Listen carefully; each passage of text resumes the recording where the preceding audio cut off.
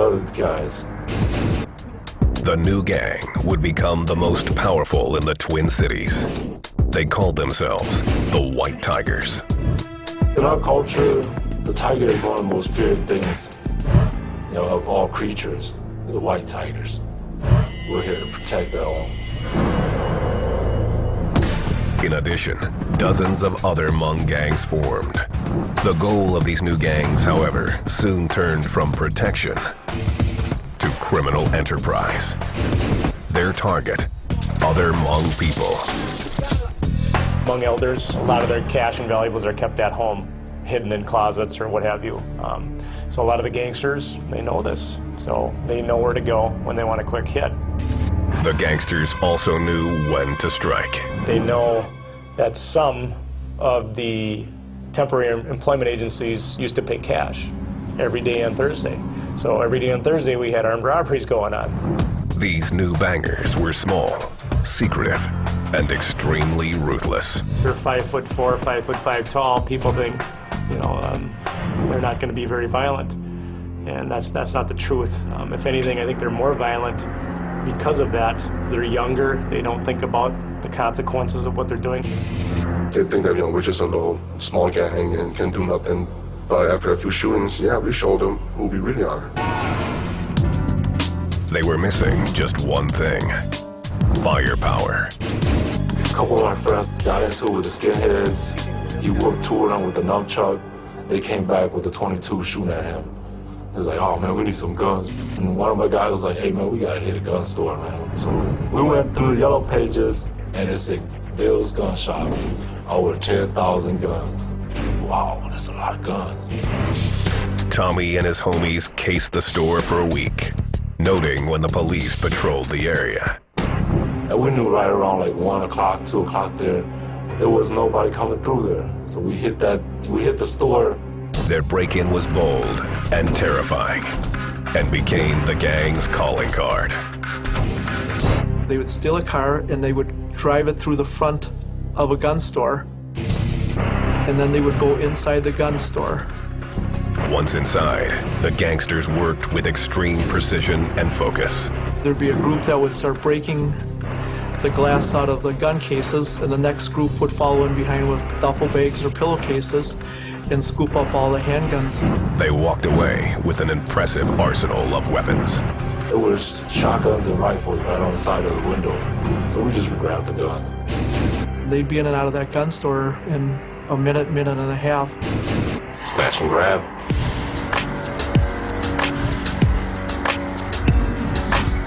A lot of people are familiar with that technique, I'm pretty sure.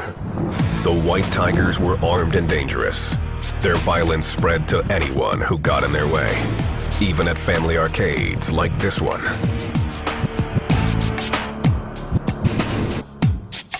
But the gang was planning a bigger surprise.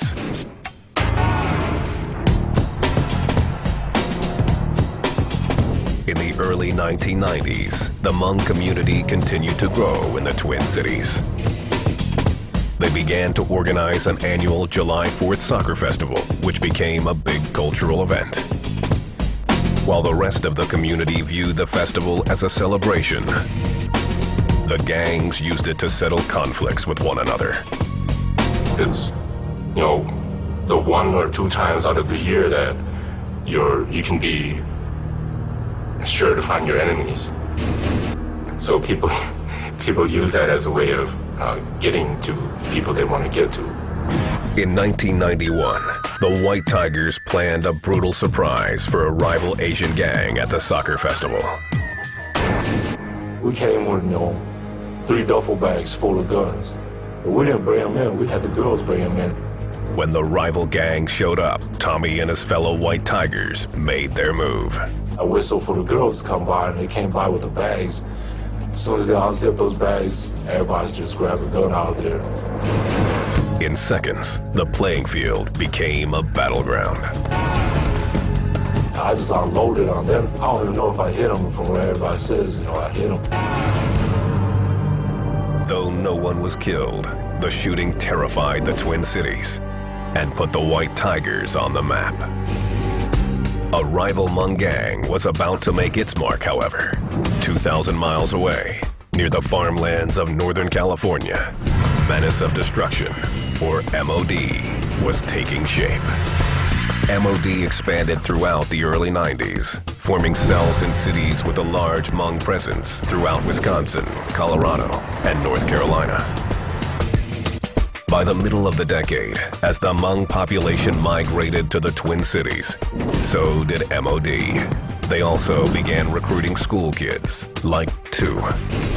One of the homies was at the school that I was at. He feared that, I was pretty tough, and that's how he got to MOD. For the first time, the White Tigers had serious competition for supremacy. New MOD gangsters were going after them. We have a school, or even, before school starts, we'd catch them walking to school or getting off the bus, and then we'll beat them down. It didn't take long for the White Tigers to fall apart. Most of their members were either locked up in other gangs or dead. The MODs, on the other hand, were growing like wildfire, with out-of-state recruits flocking to build up its membership. One of the most notorious of those gangsters was Yatao Her, a high-profile fugitive from the West Coast.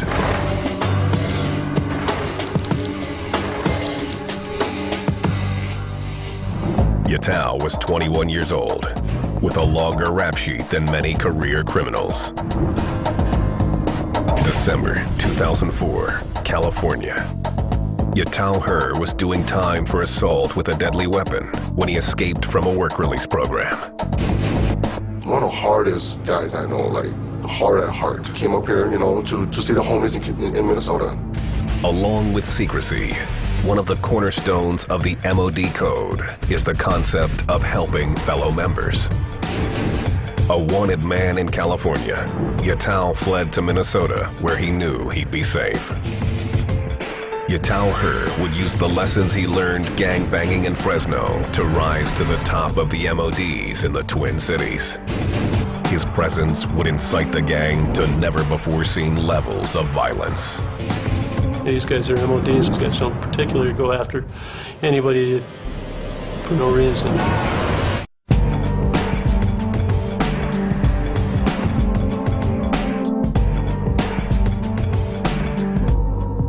Menace of Destruction, or MOD. It's a name that isn't easy to live up to. The brutal Hmong gang that uses it stretches from its Northern California roots to its most powerful chapter in Minnesota's Twin Cities. They're not overly fearful of getting caught. These guys who are shooting cops and innocent people, it's a notch on their belt. We're very violent. We just take whatever we can. If you want to represent the name MOD, you have to be strong. You can't be a This nationwide gang also operates under a cloak of secrecy, hiding members on the run from police around the country. If I wanted to go hide from, because I was wanted from doing criminal activity, I would just call them straight up, go straight down there and meet up with the homies, and they'll hide me. We see our gangsters getting ID'd in Wisconsin and California as much as we see theirs. MOD secrecy is unusual. Unlike most other gangs who like to show off in the hood, this one prefers to lay low.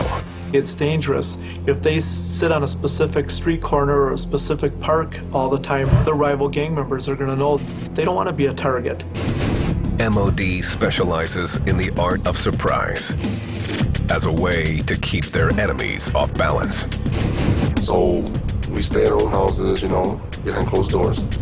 And then when it's time to go out, we go out. You have to be smart about it. You can't just go out in a drunken rage and, kill people. What now, fool? Their low profile means members avoid graffiti.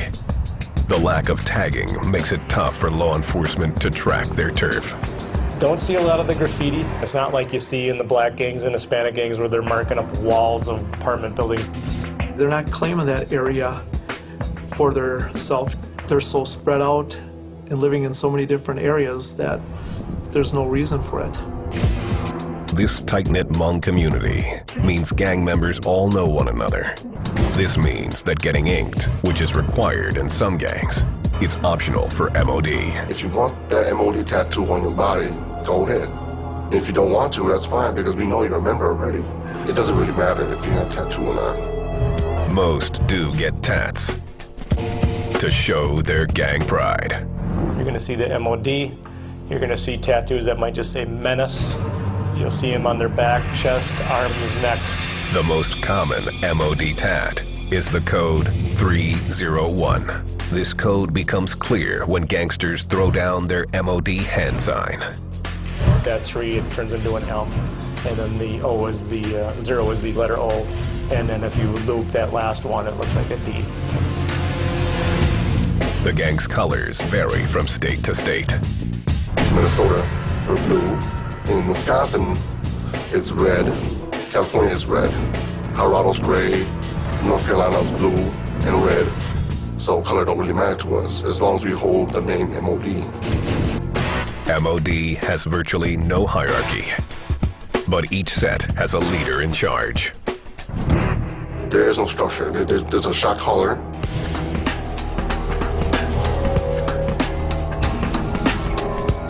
He will call a shot that when it comes to like drive-bys or like shooting someone down. Other than that, everybody's free to do their own thing. It's kind of majority rules. You know, it's our gang, not just my gang, not just your gang.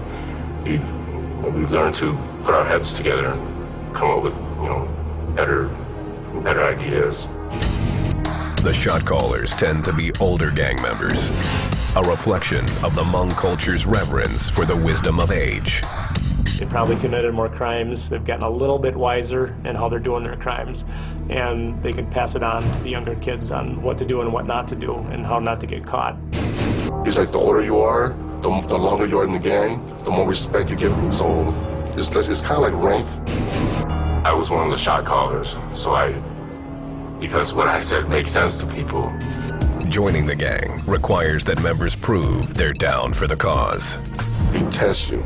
We take you to rounds, like we do drive-bys, see if you have the heart to hold a gun and actually shoot a gun. You have to be tough, man, to be MOD. The recruits also have to be patient if they want to be members.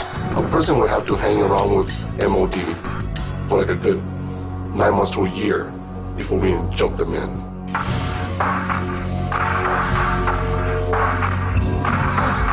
Typically that involves 2, 3, 4 guys beating you up for 20 or 30 seconds. The brutal process comes with a reward. You show no love. After the initiation, and then you show love. Some members don't have to endure the jump-in. The MODs have an easier path to initiation, if you have the right connections. They call it getting blessed in.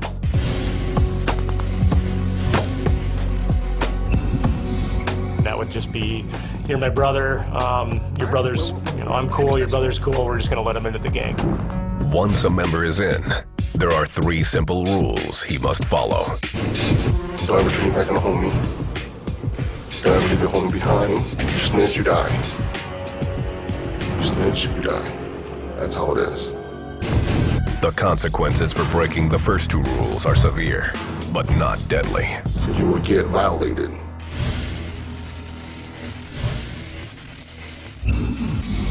Like good minute or 2. Members who have been violated lose the respect of the gang. It can take months or even years to rebuild. They will never count on me anymore. You have to work your way back up again. It's all about your rep too. Another unique aspect of the MODs is that those who want to leave the gang can get walked out.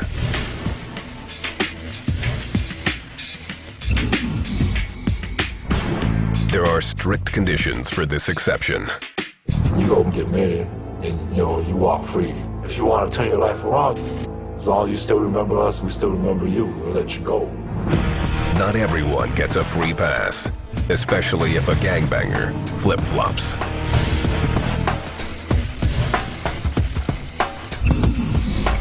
You just gonna leave and go join another gang, you'll get violated. In his 15